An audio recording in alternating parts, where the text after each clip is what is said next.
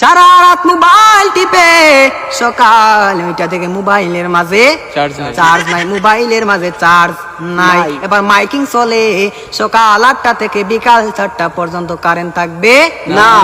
এবার টেনশন আছে না নাই? সারাদিন কারেন্ট থাকবে না, আর যদি কারেন্ট না থাকে আমার মোবাইলটা বন্ধ হয়ে যাবে, আর ওই পারে কথা বলা যাবে না। এবার ওই পার থেকে রাগ করবে কি করবে না? করবে। এবার যখন বিকাল 4টা বেজে গেল, যেই মাত্র কারেন্ট আসলো আর মোবাইলটা চার্জে লাগাইয়ে টিপানো আরম্ভ, এবার মেসেজ করে হাই। এবার গিয়ে দেখে ওই পার থেকে ব্লক করে দিছে, ব্লক করে দিছে।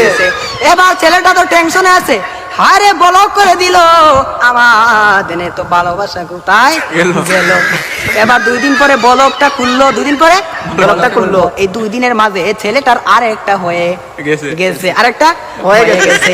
এবার মেয়েটা বলে তোমার সাথে আমি পালিয়ে যাব, আমাদের বাড়িতে মানবে না, চলো আমরা পালিয়ে যাই। আমি রাগ করেছিলাম, আমার রাগ তুমি কেন ভাঙাও না? আর ছেলেটা রাগ কি ভাঙাবে, এই 2 দিনের মাঝে আর একটা কপালের মাঝে জয়টা গেছে। ওই মেয়েটা বলে চলো আমরা পালিয়ে যাই, ছেলে বলে চলো।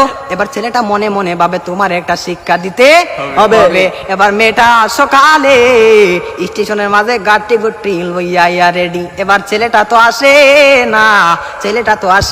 না, আর মেয়েটা বাড়িতে কি যাবে, বাড়ির মাঝে 3 হাত লম্বা একটা চিঠি দিয়া পাইছে। পাশের গ্রামের রফিক মিয়ার সাথে পালিয়ে যাবে, বাড়িতে চিঠি দিয়ে যায়, আমি আর বাড়িতে মাঝে কোনোদিন আসবো না।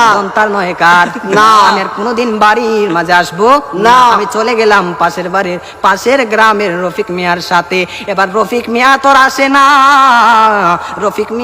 আর আসে না, এবার 1 ঘন্টা চলে যায়, 2 ঘন্টা চলে যায়, ছেলেটার মোবাইলে বন্ধ। মেয়েটা তো আর বুঝার বাকি হলো না, আমাকে চলে গেল ছাড়িয়ে, আমাকে ফাঁকি দিল। এখন তো মরা ছাড়া আর কোনো উপায় নাই। পরের দিন সকালে মাইকের মাঝে আওয়াজ শোনা যায়, সকলে পড়ে ইন্না লিল্লাহি ওয়া ইন্না ইলাইহি রাজিউন।